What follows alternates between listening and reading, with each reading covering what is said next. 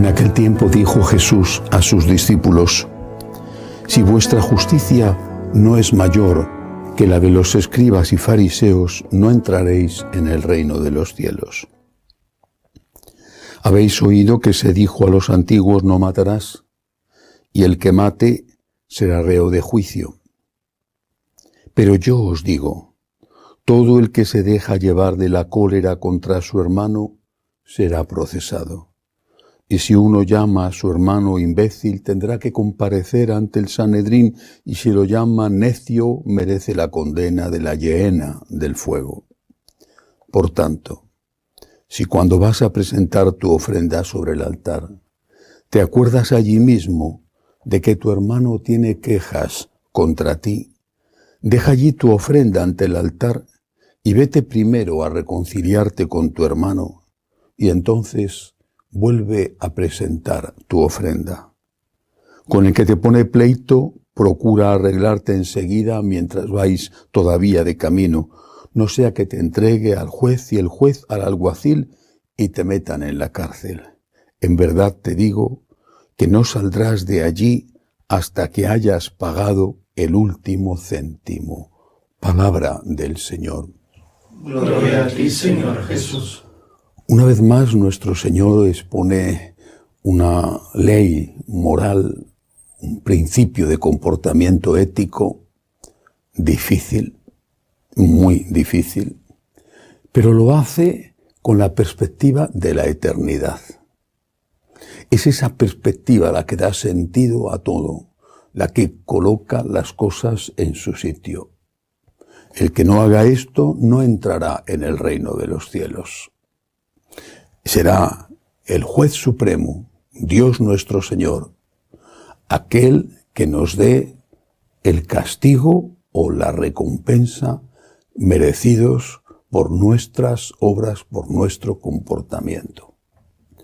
No debemos quitar nunca esta perspectiva de la vida eterna, de la moral cristiana, en ningún punto. No solo en la moral sexual, sino en ningún otro aspecto de los mandamientos cristianos. Hay vida eterna, hay juicio. Esto no es una broma, esto no es un engañabobos o un cuento para niños. Esto es algo esencial en el mensaje de nuestro Señor. Hay vida eterna. Y esa vida eterna será para premio o para castigo en función de lo que hayamos hecho aquí en la tierra. Seremos juzgados en función de nuestros actos, aunque, gracias a Dios, la misericordia siempre se reirá del juicio. Son palabras de Dios. Ahora, en este caso concreto, además, el Señor nos está diciendo una cosa. No podemos contentar a Dios mientras estamos ofendiendo, haciendo daño a alguien, a uno, cualquiera de esos hijos de Dios. No podemos pensar que la liturgia, por ejemplo, por muy importante que sea, es suficiente. No podemos pensar que la limosna, que es siempre necesaria y útil, es suficiente. No puedes dar una limosna de 10 mientras robas 100.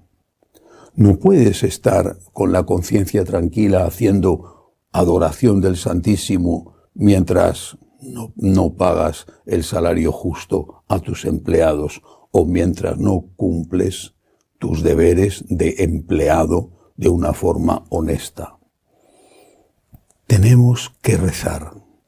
La oración es la raíz de todo. Sin la oración no puede haber caridad, pero las raíces tienen que dar frutos. ¿De qué sirven las raíces si no hay el resto de la planta, el tronco, las ramas, las hojas, las flores y los frutos? Sin oración el árbol se muere, pero no basta la oración. La oración tiene que dar lugar a la caridad. Es de esto de lo que habla el Evangelio de hoy. Si vas a poner tu ofrenda ante el altar, si vas a hacer oración, si vas a misa, si vas a incluso dar una limosna, la ofrenda ante el altar, y tienes algo en tu conciencia porque has hecho daño o estás haciendo daño a una persona, vete primero, dice Jesús, a reconciliarte con esa persona. Si no, Dios no va a agradecerte esa ofrenda. Es ofensiva.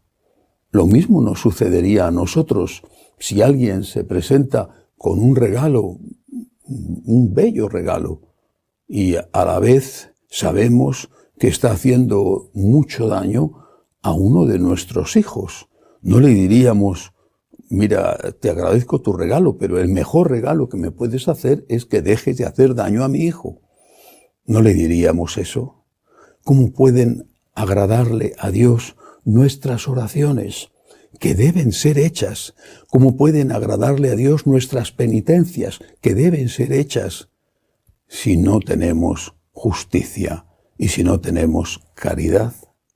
Más aún, ¿de verdad nuestras oraciones son auténticas? ¿Para qué sirven esas oraciones si no fructifican en amor? ¿Y cómo podemos amar al Dios al que no vemos si no amamos al prójimo al que sí vemos? Lo dice el apóstol Santiago de esta misma manera en su carta.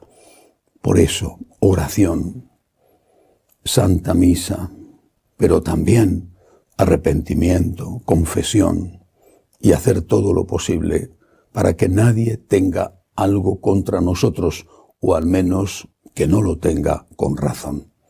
Que así sea.